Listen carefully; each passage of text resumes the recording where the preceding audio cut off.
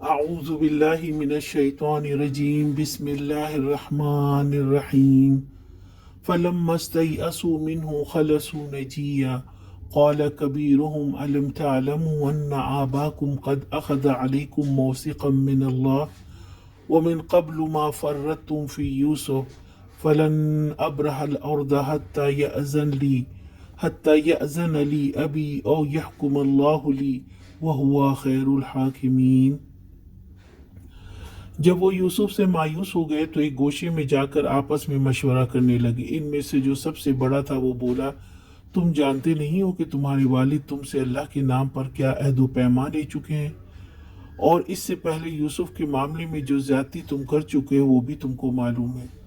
اب میں تو یہاں سے ہرگز نہیں جاؤں گا جب تک کہ وہ میرے والد مجھے اجازت نہ دیں، یا پھر اللہ تعالیٰ ہی میرے لیے کوئی فیصلہ فرما دے کہ وہ سب سے بہتر فیصلہ کرنے والا ہے۔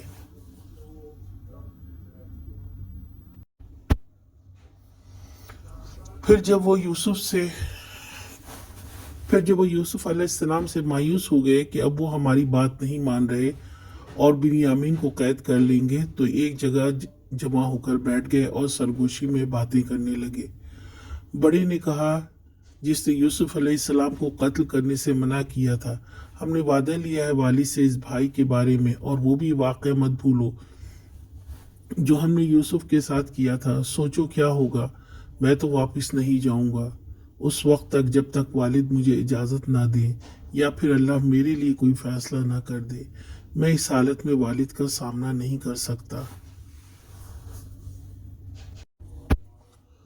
آج کا سوال، بڑے بھائی نے کیا فیصلہ کیا؟